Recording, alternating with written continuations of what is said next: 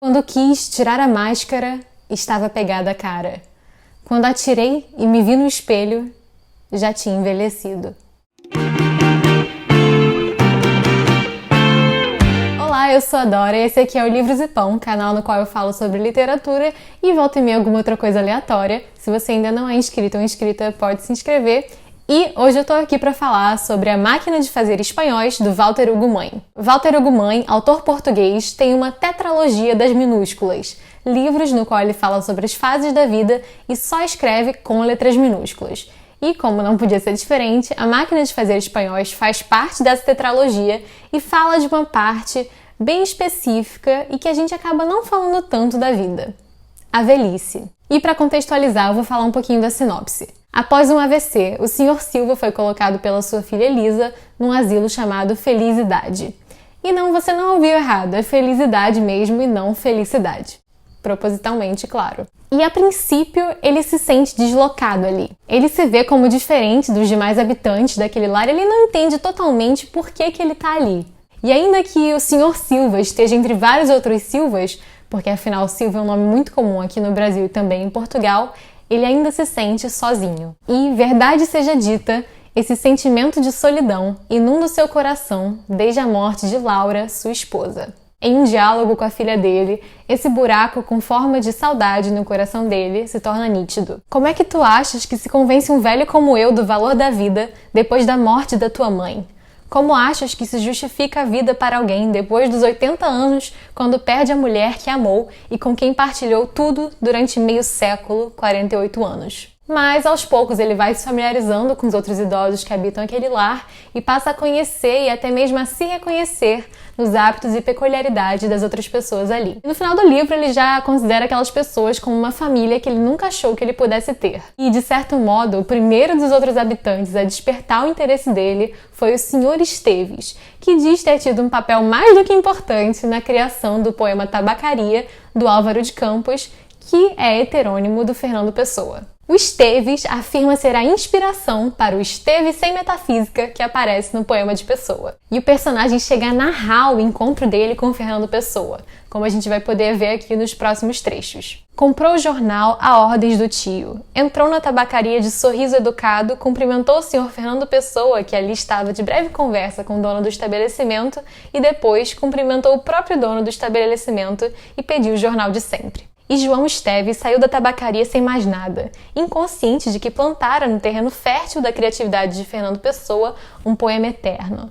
Ele sabia o nome do poeta, sabia que era dos escritórios, sempre aprumado de fato e chapéu, muito melhor que o seu. E para além do famigerado personagem de Esteves e da forte intertextualidade que tem com esse poema ao longo de todo o livro, o próprio Fernando Pessoa é citado diversas vezes ao longo da história. E ele sempre aparece para os personagens como uma grande referência poética e sensível. E aqui a gente volta ao poema Tabacaria, que foi o que eu usei para abrir esse vídeo, porque diversos versos desse poema, se não o poema todo, se conectam perfeitamente com o livro. Desde o homem que não queria ser, até o homem que lhe acenou a Deus.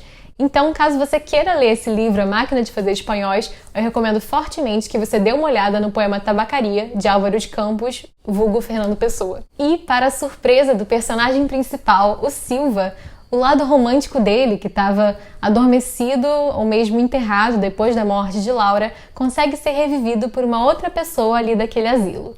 E não porque ele se apaixona por aquela pessoa, e sim porque ele odeia ela. A relação do Silva com a Dona Marta é uma das coisas mais estranhas a sair desse livro. Em alguns momentos, entre a lucidez e o sonho, qual dos dois nunca fica claro, o Silva vai até o quarto da Dona Marta e perturba ela, chega a agredir ela, e depois ele não tem certeza se ele realmente fez aquilo ou se ele fez aquilo só no sonho dele, só na imaginação dele.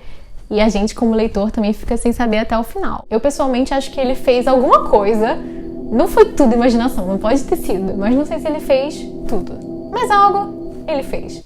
Dei um pouco de volta aqui, né? Mas foi emoção. E por que ele tinha essa coisa bizarra com ela, você me pergunta?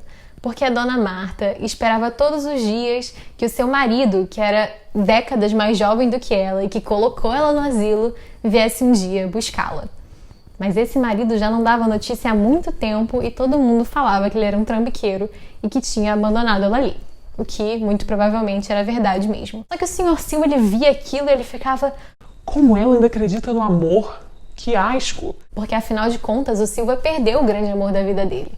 Então, era justamente a coisa que mais incomodava ele, o fato de que outra pessoa ali ainda conseguia sentir aquilo que ele já não tinha mais oportunidade de sentir. Ele chega a dizer que depois da morte de alguém que nos é essencial, ao menos a memória do amor deveria ser erradicada também. Só que, após um desses sustos que ele deu na Dona Marta, ela entra num estado catatônico, não consegue mais fazer nem falar mais nada.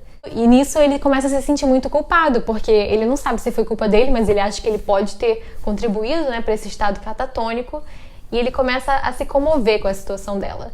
Aí tem um dia que ela volta desperta, assim, e parece muito consciente do que aconteceu e que ele é o culpado disso. E então ele começa a escrever cartas para ela, como se ele fosse o marido dela. Uma coisa meio Cyrano de Bergerac, exceto que não tinha realmente uma outra pessoa querendo cortejar ela. Era só ele fazendo aquele agrado ali e assinando como marido fantasma. E antes dela ler essa primeira carta, ela já tinha conseguido voltar a falar e a se expressar, mas ela ainda estava triste. E ela chega a protestar contra o dever de ser feliz. Mas tem quem pense nisso, Dona Marta. Tem quem pense nisso e o faça. Assim agora só lhe compete ficar feliz e aproveitar a vida. E ela subitamente parou. Ficou como perplexa encarando o médico. Tinha um envelope já aberto numa mão, a carta na outra e fixava ainda o rosto do Dr. Bernardo. Depois disse: a gente aqui não aproveita nada. Eu tenho de pensar na minha casa e como deve estar bonita como sempre esteve. Porque se pensar no que é estar aqui, põe o corpo no chão e digo-lhe para morrer. Dona Marta não era fácil não, eu gosto dela. E depois que ela lê essa primeira carta, ela recupera o brilho e ela fica realmente feliz no Felicidade. E tudo aquilo era meio que um jogo não dito, uma ilusão que ninguém queria destroçar. Porque o Silva sabia e os amigos dele sabiam que era ele que escrevia, o doutor sabia e muito provavelmente a Dona Marta sabia também. Mas aquilo fazia tão bem para todo mundo que todo mundo deixava acontecer e apenas aproveitava a situação. Só que, inevitavelmente, no Felicidade, a morte subia pelas paredes. E ela estava presente não apenas na ala esquerda, que era para onde os doentes eram levados, como também no dia a dia, com eles não apenas vivendo e vendo os colegas adoecerem, como rememorando as coisas que aconteceram durante a ditadura do Salazar. E a própria escolha do Walter Ugumãe em retratar esse período político não deve ser levada levianamente, porque ela em si, como escolha, é um ato político. Porque, para um livro publicado em 2010, aproximadamente 40 anos depois do fim da ditadura salazarista, fica muito evidente como as memórias e os traumas dessa época ainda estão presentes no povo português. Por isso, não é à toa que originalmente o título desse livro seria O Fascismo dos Bons Homens. Título que o Walter acabou mudando, porque iria ficar controverso e talvez não venderia tão bem. Na história, o Silva, que trabalhou por décadas como um barbeador honesto, jamais pôde esquecer das coisas que aconteceram durante aquela época. As suas críticas e as suas culpas surgem entre linhas e por vezes até mesmo nos títulos dos capítulos. Ele diz que ele já foi classificado como um bom fascista e, assim como tantos outros portugueses na época, ele queria apenas viver protegendo a sua bolha e tentar não se envolver com nada que estava acontecendo. Então, há anos atrás, quando ele foi interrogado pela polícia, ele apontou um dos seus clientes como um possível oposicionista, ainda que ele não tivesse certeza. Ele achou que aquilo era necessário para a própria sobrevivência dele, porque ele pensou: se eu contribuir com as prisões feitas pelo Salazar, talvez ele não me prenda. Só que a gente pode notar que depois dele ter feito esse delato, ele ficou sim numa prisão, só que mental e emocional. E sempre que conversas sobre essa época surgiam no asilo, ele era transportado de volta para aquele momento que ele denunciou alguém. Jovem homem levantou-se como soubesse que um dia aquilo viria a acontecer.